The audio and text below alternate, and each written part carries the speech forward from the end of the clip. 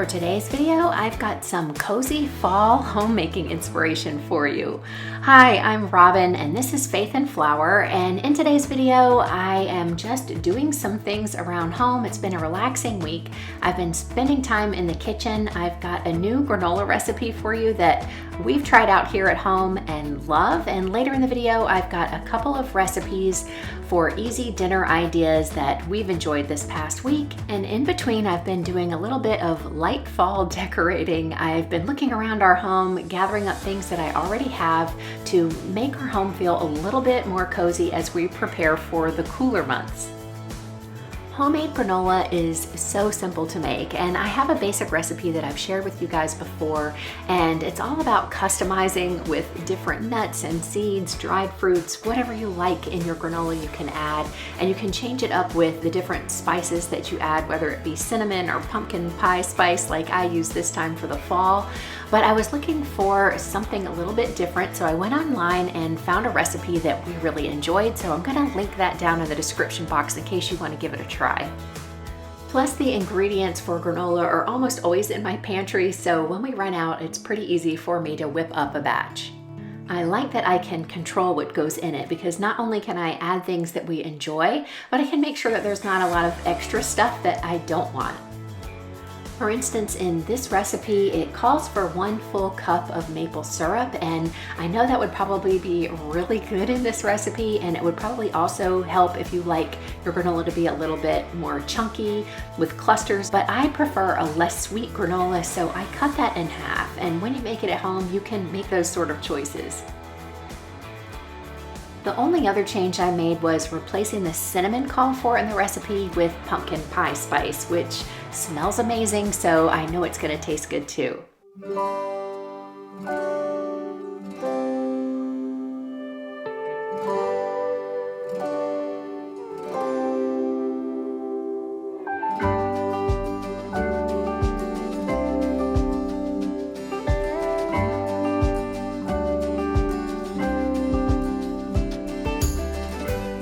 Once the ingredients are well incorporated and everything is sufficiently coated with the maple syrup and the coconut oil, you can spread it out on a baking sheet and bake it at 350 for about 24 minutes or until golden brown.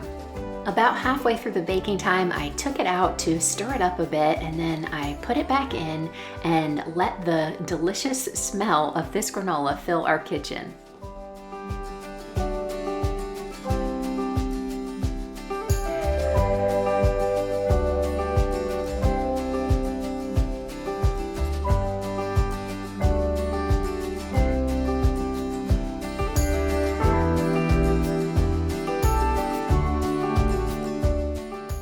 Once out of the oven, it needs to cool for about 45 minutes, and if you've used the full amount of maple syrup, 1 cup, it will probably clump together and you can break it apart. So if you like those clusters, then you probably will need a little bit more maple syrup, but if that's not a thing for you, then I felt that half a cup was perfect. It was perfectly sweet and delicious, and at this point you can mix in any of the dried fruits that you like. This time I went with dried cranberries. That's what was suggested in the recipe, and I think it's going to be perfect for this fall themed granola, but you can add other things like dried blueberries, dried apricots, raisins, dried cherries are excellent. I've also tried coconut and dried bananas. All of those things are excellent, and their possibilities really are endless for customizing it any way that your family loves.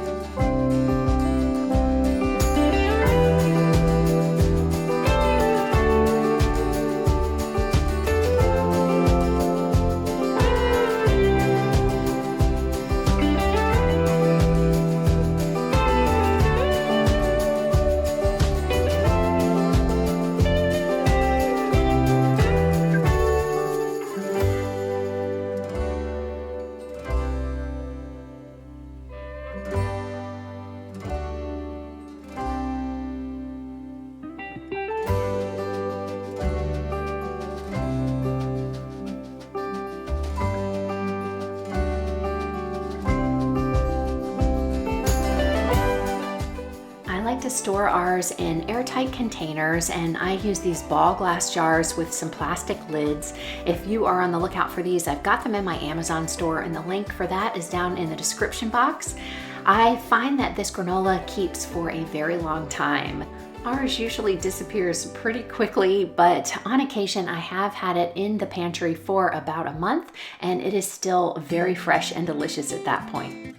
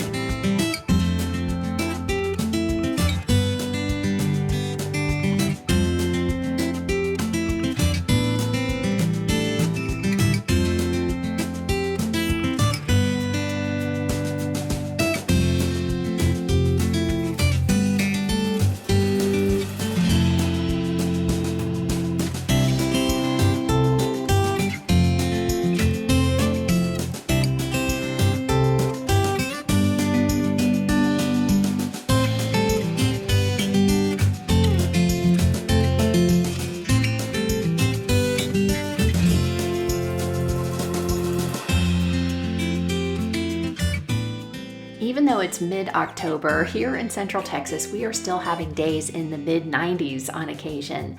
So it's been hard to get in the fall mood, especially when it comes to decorating our home. But it is time to bring in that nice cozy vibe, and I want to do it without spending money. So I want to use some things that we already have on hand. I have kept some fall decorations, just a few over the years, and I enjoy getting those out and coming up with new ways to display them. And this year I've decided to group most of them together to make a cute little tablescape for our dining room table. Along with that, I'm going to pull out some linens that we already had. These are actually gifts from friends who brought them back from India that have those fall colors. So they're not fall per se, but I feel like they're great colors for this season, and I think they're gonna work really well with what I have in mind.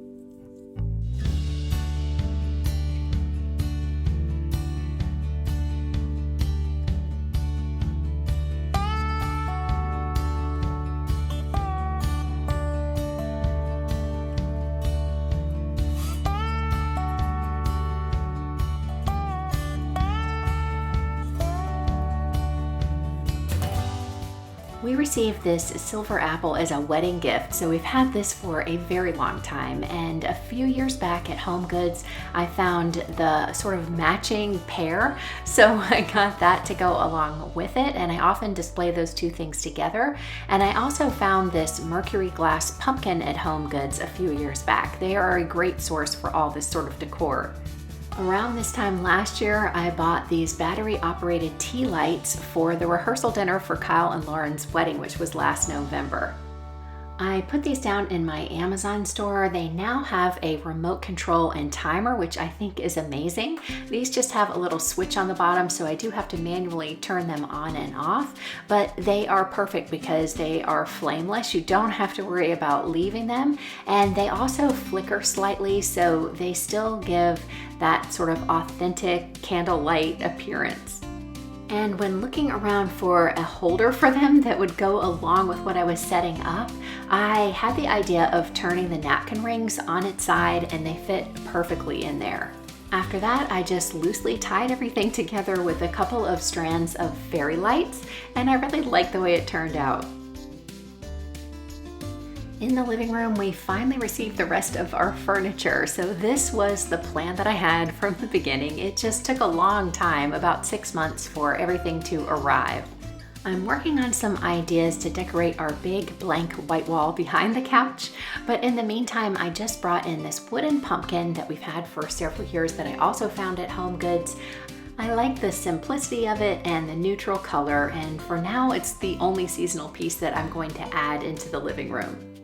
All of the seating that we purchased for our living room comes from Pottery Barn. I chose this textured boucle fabric for the sofa and also for the swivel chairs.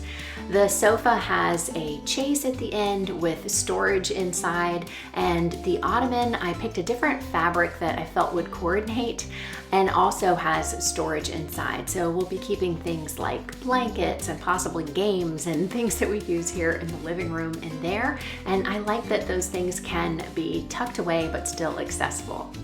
We're still tweaking the placement of all of the pieces and trying to live with it and see what works, but this was the original plan, to have a very comfortable seating area that would be great for conversation and also will give lots of room for everyone to be comfortable while watching a movie together.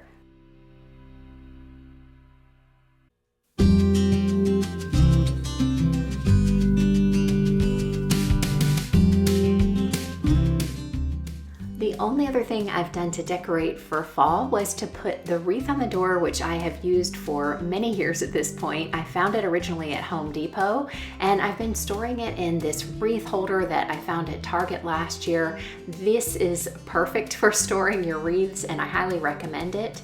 And I just added a command hook to our front door so that there wouldn't be any visible over the door hanger or anything like that, and I like the way it turned out.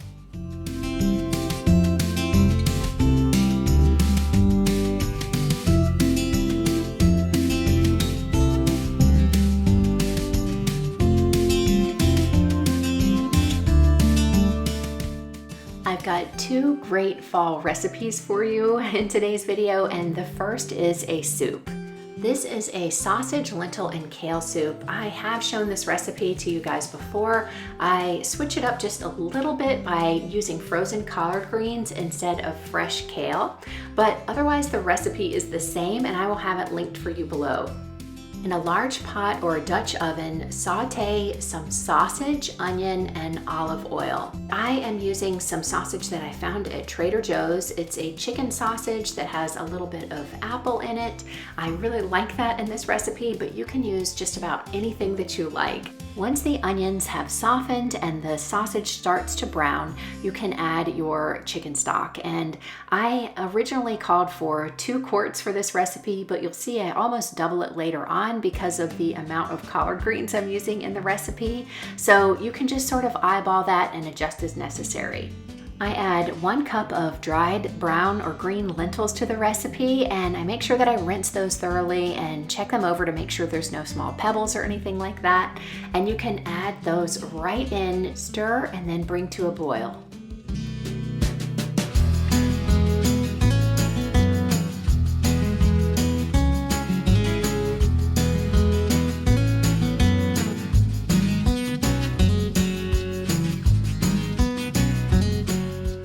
Cover and lower the heat to simmer for 30 to 40 minutes or until the lentils are tender. I often use fresh kale or collard greens in this recipe, but today I went with an entire bag of frozen collard greens, and this worked really well. But I did discover that I needed more liquid, so I added an additional 2 quarts of chicken stock.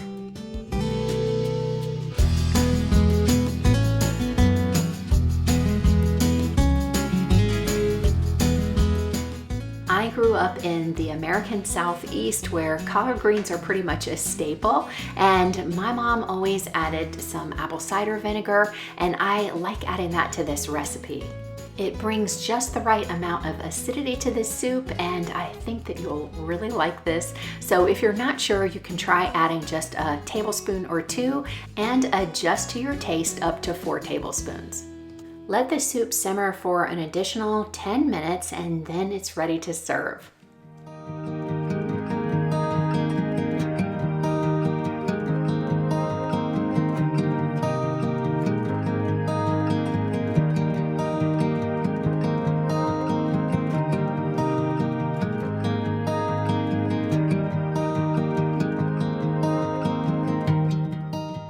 This soup is packed with flavor and nutrients. I love that everything is all together in one pot. It also freezes amazingly, so you can make a double batch and have plenty for a future meal. Sprinkling some Parmesan cheese over the top makes it extra good. I hope that you will give this recipe a try and that your family loves it as much as mine does. Also for dinner this week, I wanted to make a sheet pan meal. This is a great way to use up some of the produce that you might have lying around. I had a giant onion, which is perfect for this. We love the roasted onions that gives a great flavor to any other vegetables that you add to your sheet pan. And so I just cut it in great big chunks and then add it right to my sheet pan, along with a sweet potato and 2 Idaho potatoes that I had on hand and wanted to use up.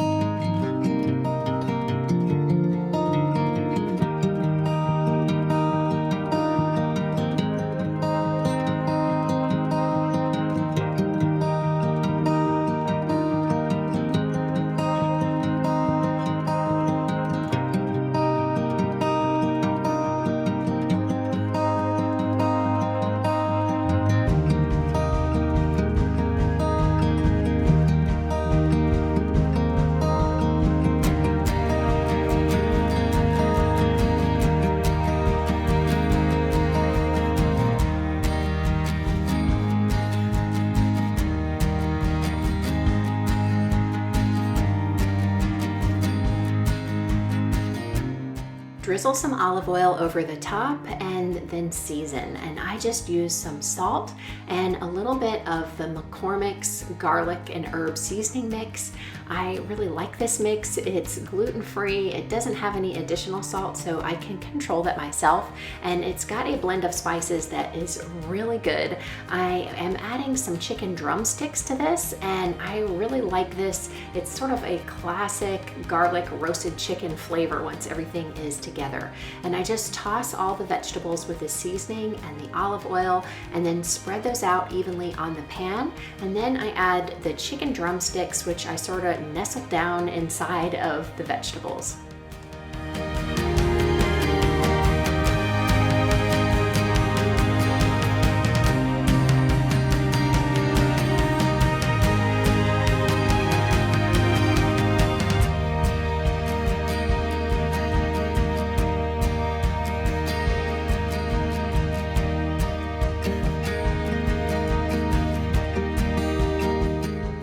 On each chicken drumstick, I drizzle a little bit of olive oil. I rub that in with my hands, making sure that all sides are coated, and then season all sides with the salt and the garlic and herb seasoning mix.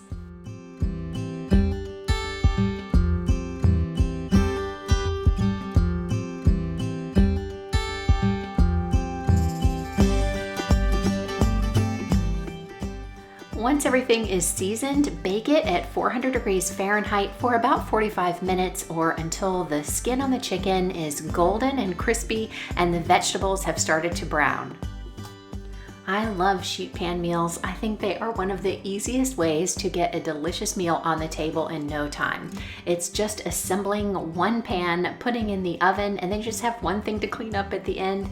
Plus, you have a delicious roasted chicken and vegetable dish that I know your family's going to love. I hope that you enjoyed today's video. If you did, be sure to give me a thumbs up. And for more homemaking inspiration, subscribe. It's absolutely free and easy. All you have to do is click on my picture. Thank you for spending your time with me here today. I love hearing from you, so leave a comment below, and I'll see you in the next video. Until then, have a wonderful week.